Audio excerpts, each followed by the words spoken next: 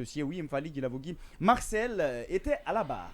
Oui, Marcel Guilavogui donc était à la barre il y a quelques jours. Le procès a été renvoyé donc au lundi, c'est-à-dire demain. On a vu de part et d'autre. Hein, donc, Avant lui, d'abord, il y avait le il y colonel a le Moussa colonel Keboro, Moussa Teboro Kamara, bien voilà sûr. donc qui a bloqué et qui a nié en bloc les charges retenues contre lui.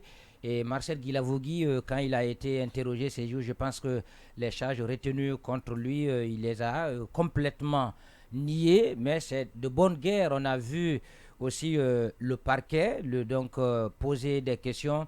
Et je pense que dans les jours ou les semaines à venir, on verra aussi les avocats des parties civiles et les avocats de la défense qui vont aussi passer lui poser des questions.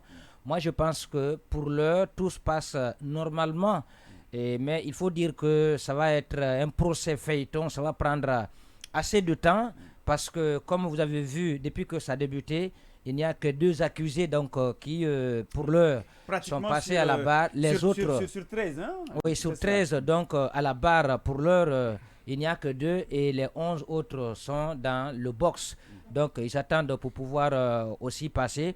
Je crois que c'est un test pour non seulement la justice qui fait son véritable test, mais au-delà, je crois que les enseignements à tirer, c'est que désormais, ça va mettre un terme à l'impunité en République de Guinée, mais aussi là où quelquefois les gens s'interrogent, c'est que ce n'est pas suivi seulement en République de Guinée, mais c'est le monde entier qui a le regard braqué aujourd'hui sur la République de Guinée, parce que la CPI qui suit aussi ce dossier de très près, comme le lait sur le feu, y égare l'accord que la Guinée a signé avec la Cour pénale internationale.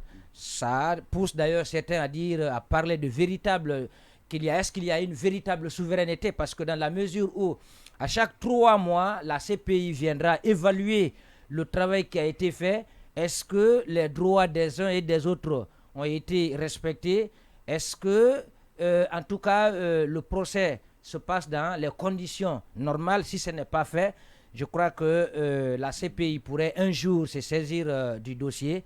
Mais pour l'heure, de part et d'autre, les avocats ne s'en plaignent pas.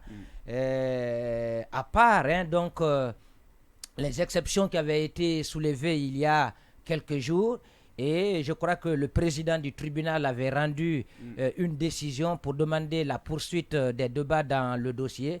Donc, les massacres du 28 septembre, il faut dire que c'est un procès aujourd'hui qui interpelle tout un Guinéen sur notre histoire. La Guinée décide enfin de réécrire donc une nouvelle histoire, peut-être qui va mettre un terme à l'impunité, impunité de la part des commis de l'État, impunité aussi de la part de l'État, puisque ce sont des crimes qui ont été commis par l'État. Donc il va de soi aujourd'hui, comme l'ont demandé certains Guinéens, qu'après ce procès, qu'on essaye d'élargir un peu, parce que ce n'est pas les seules infractions qui ont été commises en République de Guinée.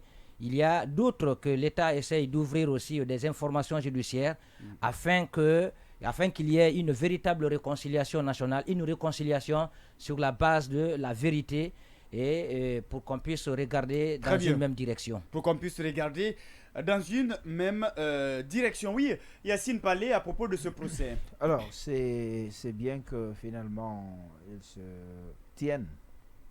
Et je pense que je suis de ceux qui avaient dit ici qu'on n'est pas prêt. J'attends de voir ce qui va se passer. Mais je rappelle juste que le CNRD a fait moins de 2 ans. En une année, ils ont tenu le procès. Lorsqu'il y a la volonté politique, tout est possible. Et je me demande en 11 ans pourquoi Alpha Condé ne l'a pas fait. Qu'est-ce qu'il avait à gagner dans ça? Après, beaucoup te diront que lorsque tu regardes dans le box des accusés, moi je suis de ceux qui ont accusé Alpha Condé de manque de volonté politique. Mais quand je regarde ceux qui sont dans le box des accusés, quand je prends Marcel, Toumba, je regarde Kekburo, Dadis et d'autres personnes qui pourraient être citées dans ce procès, je me dis, est-ce qu'Alpha Condé pouvait vraiment tenir ce procès? Est-ce qu'un civil peut tenir ce procès dans la sérénité.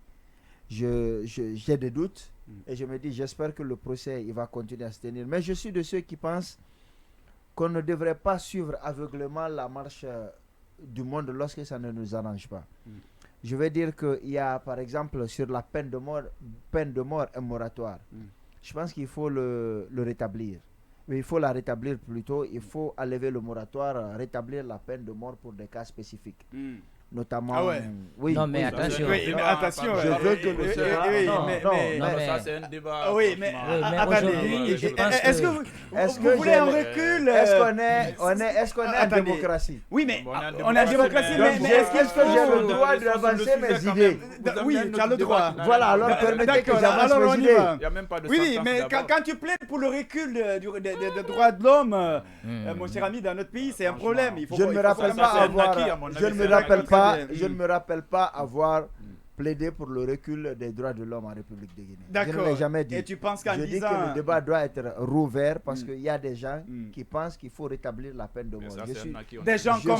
je suis de ceux-là. comme toi. Oui, je suis de ceux-là. Il y a un moratoire dessus, mais le débat, il doit se faire. Bien. On doit se retrouver pour dire qu'est-ce qu'il faut. Très bien. Moi, je suis de ceux qui pensent qu'il faut rétablir la peine de mort sur un certain nombre de choses. Je pense qu'on a... Beaucoup de personnes ont fini par être abruties par l'Occident qui pensent qu'il y a certaines choses comme l'excision, beaucoup de pratiques, lorsque vous les appliquez, ça veut dire que vous êtes derrière. Mais ces mêmes sont en train d'accepter le mariage pour tous, notamment le mariage homosexuel, la bestialité où des gens sont capables d'épouser leurs chiens. Bien. Voilà, ce genre de conneries. Je D'accord, trouve très bien. qu'on doit être conséquent et je pense qu'il faut rétablir la peine de mort sur un certain nombre de choses. Bien. Les crimes contre l'humanité commis en République de Guinée doivent être sanctionnés de la peine de mort, pour moi. Bien.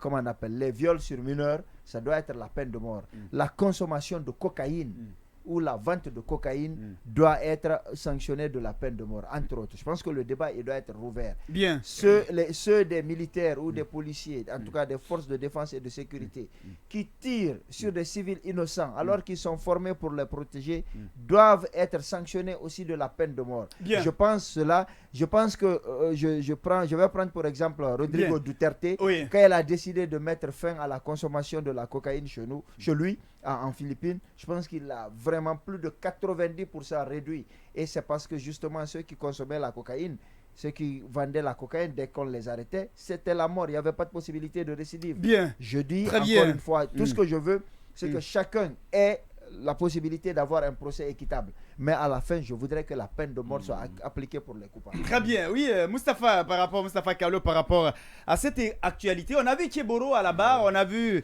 Marcel à la barre.